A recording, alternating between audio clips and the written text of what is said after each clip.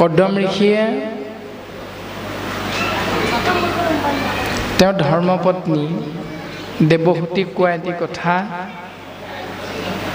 যে প্ৰিয়তমা তুমি সদায় মনত ৰাখিবা আমাৰ এটি উপদেশ।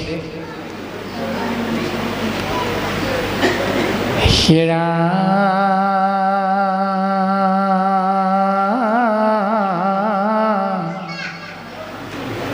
সাধু সংগে হৰি কথা নুশুনে জিনৰ জীয়ন্ততে মৰা সিটো অধম পামৰ।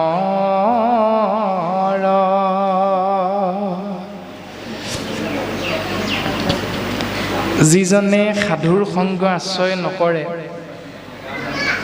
যিজনে ভগৱন্ত কৃষ্ণ গোসাঁই নিৰ্গুণ নাম পদ্ম মুখখন্তে আৰু কৰ্ণহন্তে আশ্ৰয় কৰিবলৈ বেয়া পায়, তেওঁৰ বিষয়ে শাস্ত্ৰই সিদ্ধান্ত দিছে জীৱন্ততে মৰা সিটো অধম পামৰ।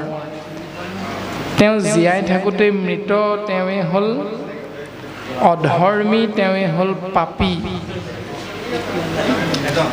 গতিকে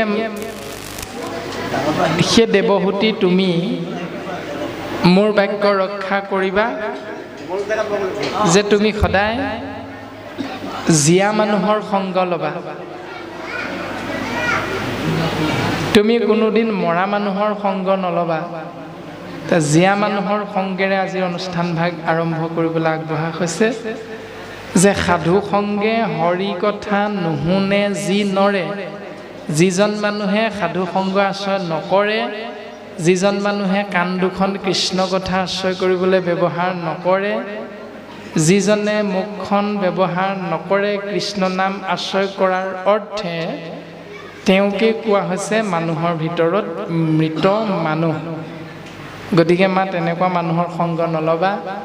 আজি আমি সোণোৱাল বাপৰ আমন্ত্ৰণ ক্ৰমে সমস্ত জনাই আজি আমি জীয়া মানুহৰ সংগ হয়তো লাভ কৰিব পাৰিছোঁ, কিন্তু কিমান জীয়া কিমান মৰা এই কথাটো আমাৰ কৰ্মৰ আঁচনিখনত স্বতঃস্ফূৰ্তভাৱে প্ৰকাশ হ'ব।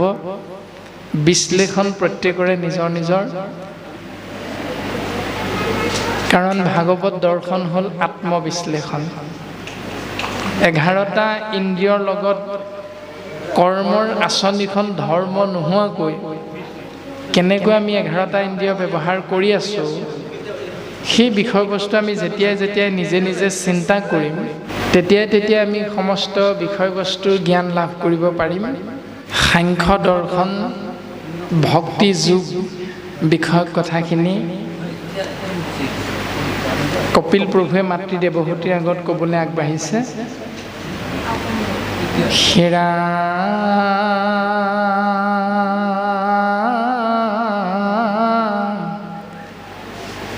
মৈত্ৰেয় বদতি শুনা ব্যাসৰ নন্দন কপিল হৰিৰ পিতৃ যেবে গৈলা বন। ভগৱন্তৰ দুজন পৰম ভকত নাম হ'ল কুশাৰুৰ পুত্ৰ মৈত্ৰেয় আৰু ব্যাসৰ পুত্ৰ বিদুৰ। দুইজনৰ মাজত কথোপকথন হৈছে আৰু সেই কথোপকথনত বিদুৰে প্ৰশ্ন কৰিছে মৈত্ৰেয় ঋষিক এই কপিল চৰিত্ৰৰ বিষয়ে জানিবৰ বাবে, আৰু মৈত্ৰেয় ঋষিয়েও মহাভক্ত বিদুৰৰ আজ্ঞা শিৰোগত কৰি ভগৱন্তৰ কপিল অৱতাৰতনো কি কি কৰ্ম ভগৱন্তই কৰিছিল তাৰ বিষয়ে জ্ঞান দিবলৈ আগবাঢ়িছে। আৰু সেই একেখিনি কথাকে অভিশপ্ত ৰজা পৰীক্ষিতে জানিব বিচাৰিছে শুকগুৰুৰ পৰা। শুকগুৰুৱে কৃপা কৰিবলৈ আগবাঢ়িছে। এৰামেনি গদতি শুক শুনা উত্তৰানন্দন বিদুৰে কৰিলা হৰি কথা শ্ৰৱণ।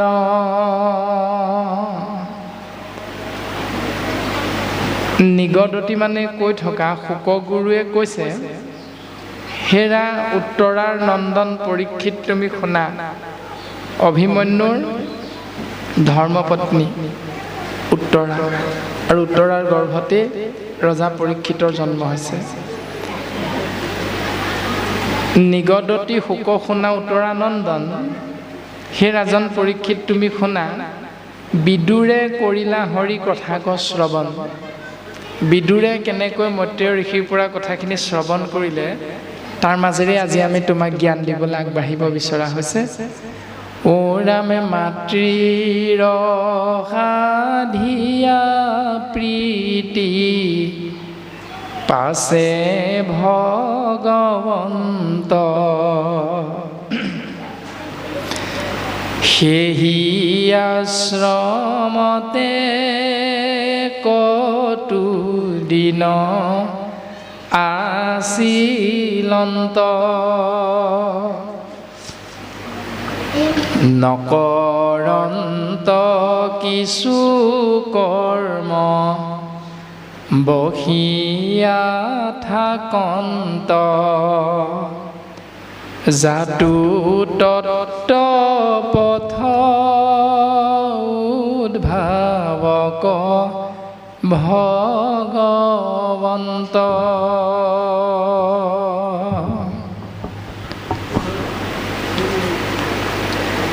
মাতৃ দেৱহূতিৰ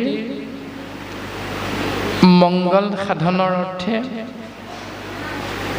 বা জীৱৰ প্ৰতি ভাল পোৱাৰ বাবে কপিল ৰূপত ভগৱন্তই পিতৃ কদমে এৰি থৈ যোৱা স্বত্তেও সৰস্বতী নদীৰ তীৰৰ সেই আশ্ৰমতে মাতৃৰ লগতে বহুকাল বাস কৰিলে, বহুখিনি সময় পাৰ কৰিলে। কিন্তু সেই সময়খিনি আশ্ৰমত থাকোঁতে সাধাৰণভাৱে আমাৰ মনুষ্যৰ এজন শিশুৱে বা এজন মানুহে যিখিনি কৰ্ম কৰিব লাগে গৃহৰ মধ্যে, সেইখিনি কৰ্ম এটাও নকৰাকৈ কপিল প্ৰভুৱে মাত্ৰ আশ্ৰমত আছেহে, আৰু নকৰন্ত কিছু কৰ্ম বহিয়া থাকন্ত, জাতু তত্ত্ব পথ উদ্ভাৱক ভগৱন্ত। দেখাচাৰ হিচাপে একো কৰ্ম কৰা নাই, কিন্তু এই যে ধৰাধামলৈ আহিল ভগৱন্ত পুৰুষ, কিয় আহিল তাৰ উদ্দেশ্য পূৰণৰ আঁচনিখন প্ৰস্তুত কৰি আছে তেওঁ। যিধৰণে আজি আমি সমস্ত জনা এই পবিত্ৰ শংকৰ মাধৱ গুৰুগৃহত উপস্থিত হৈছোঁ, কিন্তু দায়িত্ব এজনকহে দিলে, আমি মূঢ়মতীক, যে প্ৰাণজিৎ তুমি আজি কৃষ্ণ কথা ক'ব লাগিব। আপোনাসৱেও জানে কৃষ্ণ কথা, কিন্তু আজি আপোনাসৱ বহিহে আছে। যদি বাহিৰৰ পৰা দেখা যায় এজনে কৈ আছে, বাকীখিনি এনেই বহি আছে, কাম নাই বন নাই। এইটো দেখাচাৰ বস্তু নহয়। আসন ভাগত বহি থাকোঁতে কৃষ্ণ কথা শুনি থাকোঁতে প্ৰত্যেকজনৰে লাভ কি হৈছে এইটো প্ৰত্যেকে আমি নিজে নিজে উপলব্ধি কৰিব পাৰোঁ। কৰ্ণপথে ভকতৰ হিয়াত প্ৰৱেশী হৰি, দুৰ্বাসনা হৰে সমস্তই, যেহেন শৰত কালে জলৰ যতেক মল, স্বভাৱতে নিৰ্মল কৰয়। যেনেকৈ বৰ্ষাকালৰ ঘোদা পানীটোপা, লেতেৰা পানীটোপা শৰৎকাল আগমন হোৱাৰ লগে লগে চূণৰ দৰে পানী পৰিষ্কাৰ কৰা কিছু দ্ৰব্য পানীত ব্যৱহাৰ নকৰাকৈ পানীখিনি শৰৎকালৰ আগমনত ফটফটীয়া হৈ যায়। বাৰিষা কালৰ ঘোদা পানীটোপা পানী একেটোপাই বাৰিষা ঘোদা হৈ থাকে, কিন্তু সেই একেটোপা পানীয়ে শৰৎকাল অহাৰ লগে লগে নিৰ্মল হৈ যায়। ঠিক তেনেকৈ কপিল প্ৰভু মাতৃ দেৱহূতিৰ লগতে আশ্ৰমত আছে, কিন্তু চকুৰে দেখি থকাৰ ধৰণে কপিল প্ৰভুৱে একো কৰ্ম কৰা নাই, মাত্ৰ বহিহে আছে। কিন্তু বহি থাকোঁতে তেওঁ এটাই কৰ্ম কৰি আছে, সেইটো হ'ল তেওঁ সংসাৰলৈ অৱতাৰ ধাৰণ হোৱাৰ মূল উদ্দেশ্য কি আছিল, আৰু সেই উদ্দেশ্য সফল ৰূপায়ণৰ বাবে তেওঁ আঁচনিখন প্ৰস্তুত কৰি আছে। এৰা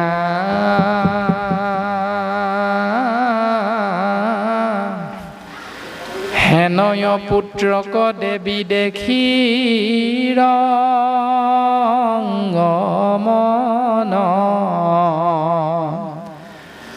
ব্ৰহ্মাৰ বচন স্মৰি বুলিলা বচন দেৱহূতি বদতি শুনিও মহাশান্ত ইন্দ্ৰিয় পোষণতে মই ভৈলো মহাশ্ৰান্ত। দেৱহূতিয়ে পুত্ৰ কপিলৰ ফালে চাই কৈছে, সেই মোৰ পুত্ৰ কপিল,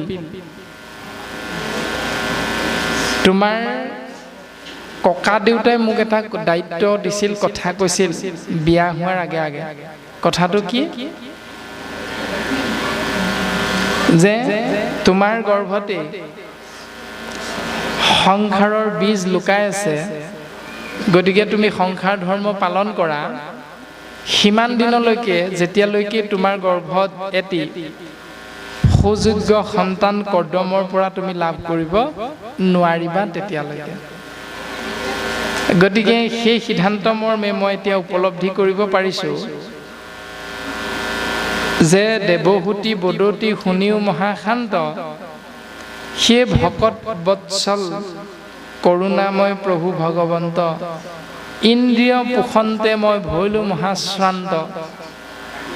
যে ইন্দ্ৰিয়ৰ কামনা বাসনা চৰিতাৰ্থ পূৰণ কৰিবলৈ গৈ মই ঈশ্বৰমুখী চিন্তাবিলাক স্বাভাৱিকতে পাহৰি গৈছিলোঁ, অৱহেলা কৰিছিলোঁ। যিদিনাই এগৰাকী এগৰাকীকৈ 9গৰাকী কন্যাৰ অন্তত তোমাৰ জন্ম হ'ল পুত্ৰ, মোৰ আৰু দুখ কষ্টৰ লগে লগে উৰ পৰিছে। কাৰণ এয়া ব্ৰহ্মাদেৱে সিদ্ধান্ত দি থৈ গৈছে আগতে পূৰ্বজন্মত। সেই সূত্ৰে দেৱহূতিয়ে পুত্ৰ কপিলৰ আগত কৈছে যে মই এতিয়া সেই কষ্টৰ পৰা উপশম পাব পাৰিলোঁ, কিয়নো তুমি আহি গলা আমাৰ মাজলৈ। গতিকে পুত্ৰ, তুমি মোক কিছু কিছু উত্তৰ দিব লাগে। মোৰ মনত কিছু কিছু সংশয় আছে, তুমি মোক উত্তৰ প্ৰদান কৰা। এৰা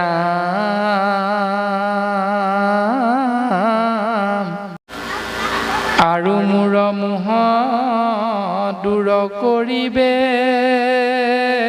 যোৱাই, অহমম ভাৱ তুমি আছা কৰাই।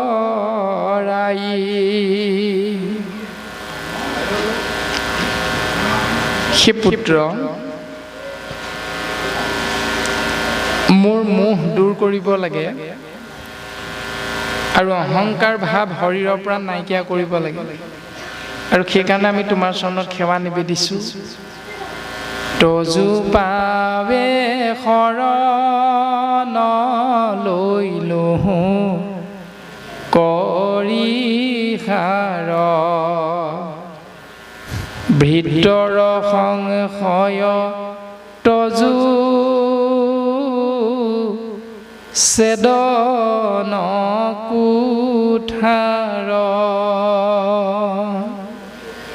আমি তোমাৰ চৰণত শৰণাপন্ন হৈছোঁ, তুমি আমাক দাস বুলি ভাবি আমাৰ সেৱাভাগ গ্ৰহণ কৰা।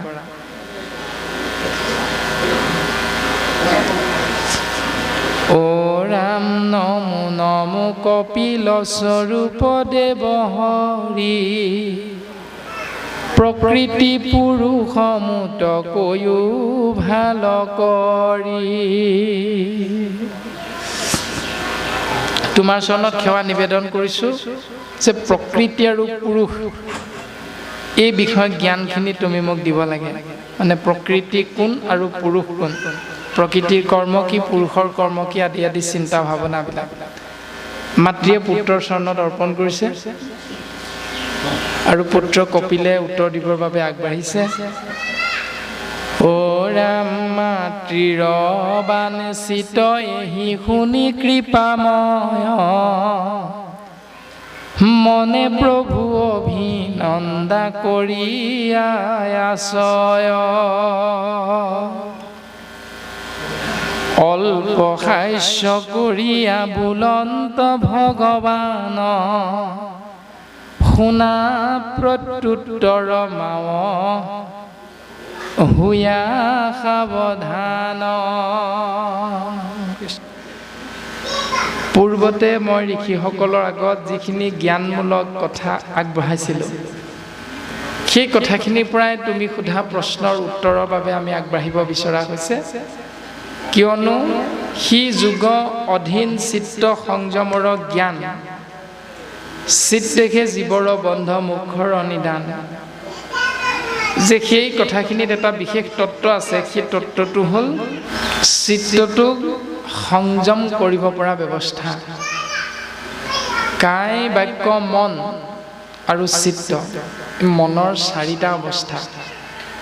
এটা হ'ল শৰীৰটো, এটা হ'ল বাক্য, এটা হ'ল মন আৰু চিত্ত।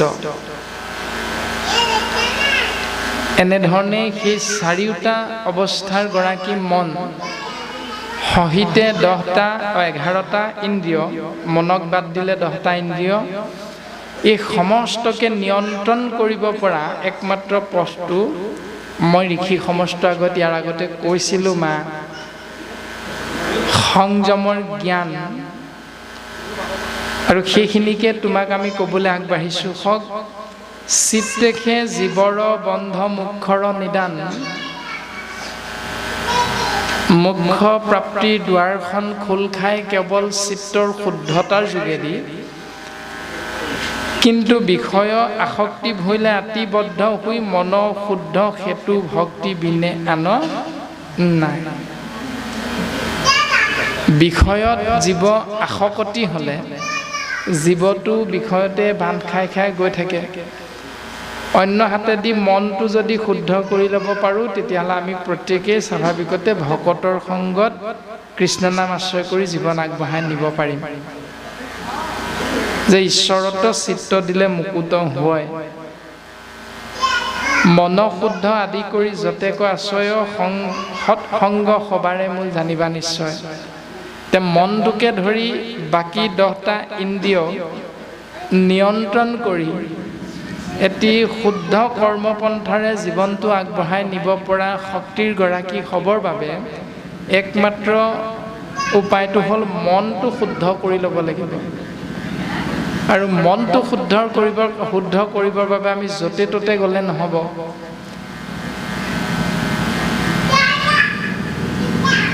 যে য'তে ত'তে নাথাকৈ হৰি নামৰ ৰত্ন, মহন্ত দোকানী সবে কৰি ৰাখে মহাযত্ন। যিহেতু নাম বস্তু সকলোতে নাথাকে, গতিকে সেই নাম বস্তুক আশ্ৰয় কৰিবলৈ মহন্ত দোকানীৰ সংগলৈ যাব লাগিব। আৰু গৈ মহন্তৰ মুখে কথা শুনা প্ৰথমত, তেৱেহে পুৰুষে পায় ভকতিৰ তত্ত্ব। এনেধৰণে আমি জীৱন আগবঢ়াবলৈ চেষ্টা কৰিব লাগিব। আৰু সিদ্ধান্ত দিছে যে ইয়াৰ বাবে সৎসংগ সবাৰে মূল জানিবা নিশ্চয়। ইয়াৰ বাবে কেৱল সৎসংগই হ'ল উৎকৃষ্টতম নিদৰ্শন বা পথ।